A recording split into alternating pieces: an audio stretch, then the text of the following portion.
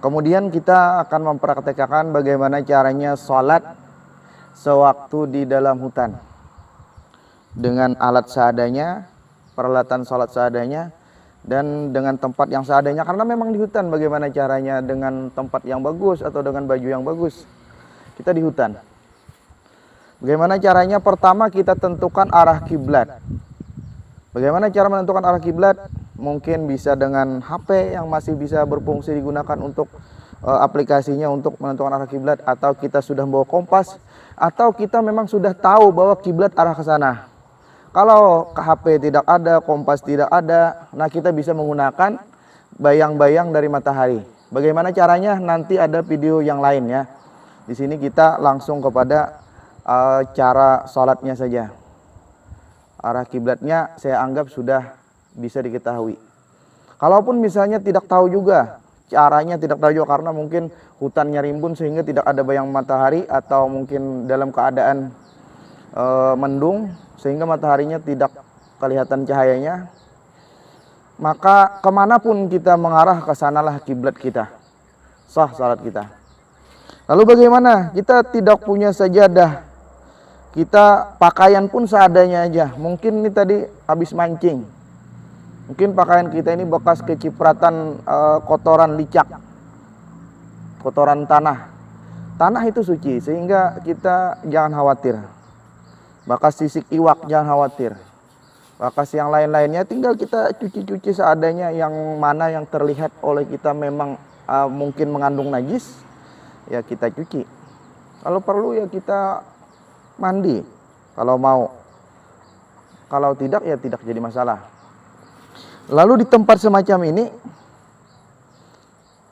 bagaimana cara kita sholatnya sementara sajadah tidak ada? Kita bisa menggunakan daun, dedaunan.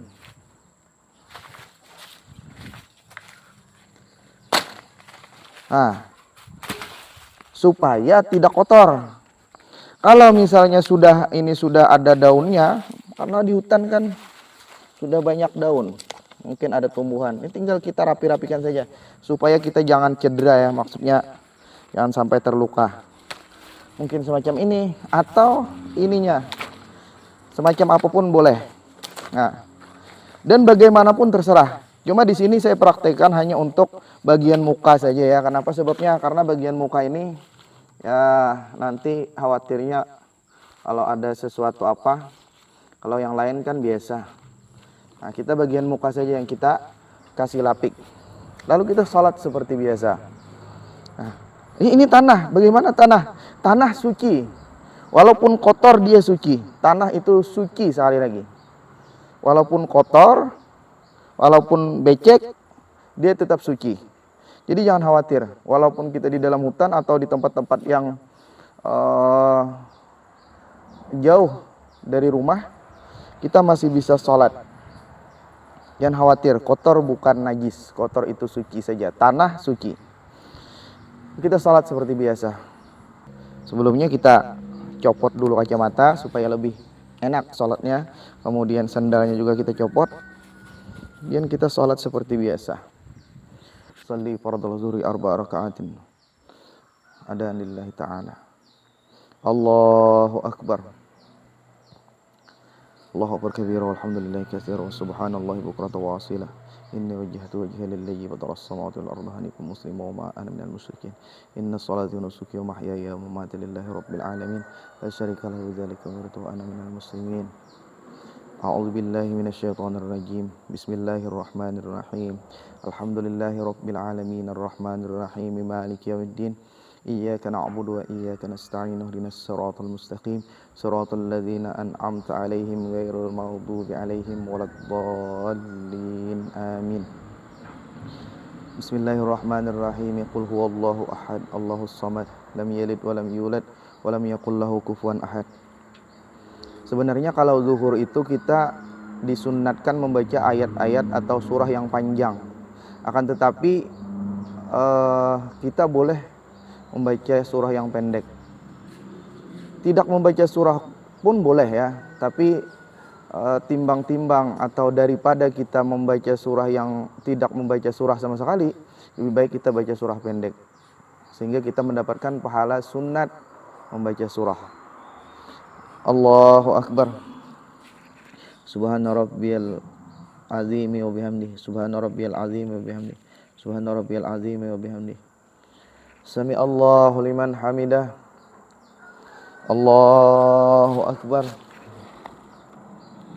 Allahu Akbar.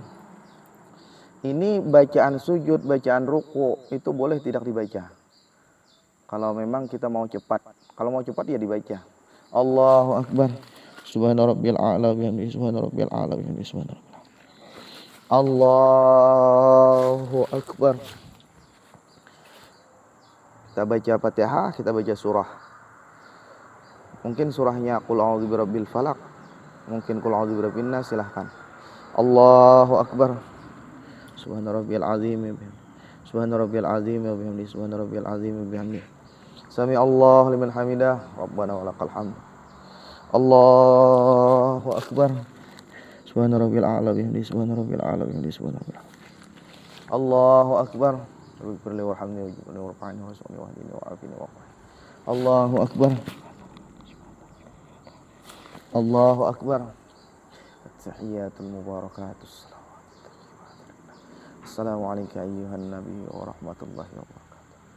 Assalamu alayna wa ibadillahi. Asyhadu an la ilaha illallah wa asyhadu anna Muhammadar Rasulullah. Allahumma shalli ala sayyidina Muhammad. Allahu Akbar. Asyhadu. Kita baca Al-Fatihah. Kita baca tanpa surah ya, Al-Fatihah saja. Allahu Akbar. Sami Allahu liman hamidah. Allahu Akbar. Subhana rabbiyal a'la. Allahu Akbar. Allahu Akbar. Allahu Akbar. A'udzubillahi minasyaitonir rajim. Kita baca surah Al-Fatihah, kemudian ruku. Allahu Akbar. Subhana rabbiyal azim wa bihamdihi. Subhana rabbiyal azim. Sami Allahu liman hamidah. Allahu Akbar. Allahu Akbar. Allahu Akbar. Allahu Akbar.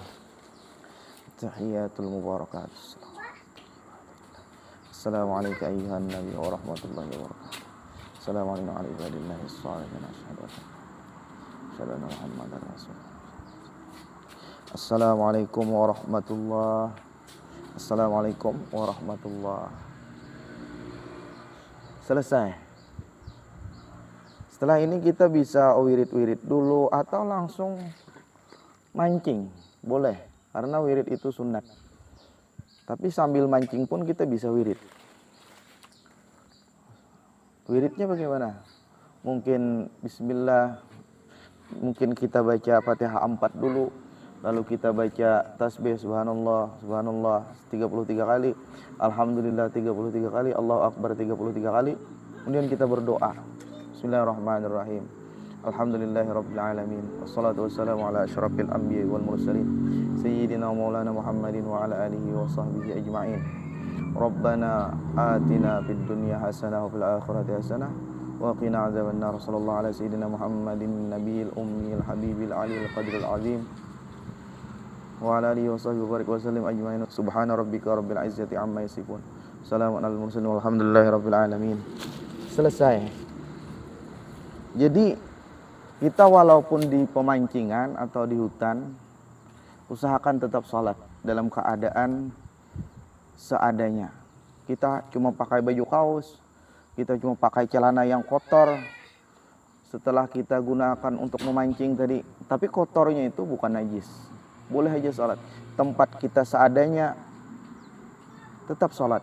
Atau mungkin di pinggir pantai dengan pasir, gak ada masalah, kita tetap bisa sholat. Dan tidak perlu terlalu panjang-panjang bacaan. Kalau mau yang pendek-pendek tanpa surah pun boleh. Yang penting sholat. Daripada kita menginginkan kesempurnaan menginginkan baju yang bagus, dengan kopiah, dengan peci, dengan pakaian yang bersih, mandi dulu, pakai sejadah dan sebagainya. Lalu kita karena menginginkan semacam itu lalu tidak sholat. Kenapa tidak sholat? Karena kita ingin sempurna. Iblis itu, setan yang membisiki kita semacam itu. Kamu ngapain sholat? Baju kamu kotor tuh, bau. Tempat kamu masa di tanah sholatnya? Masa kamu pakai baju kaos oblong begitu? Allah tidak suka loh orang pakai baju kaos oblong. Lalu kita tidak sholat. Itu bisikan iblis. Dalam keadaan-keadaan yang semacam ini, kita perlu sholat walaupun dalam keadaan yang seadanya. Itu aja. Mudah-mudahan kita tetap istiqamah melaksanakan sholat, karena sholat ini perintah Allah yang utama. Mudah-mudahan kita mati husnul khatimah. Itu saja. Wassalamualaikum warahmatullahi wabarakatuh.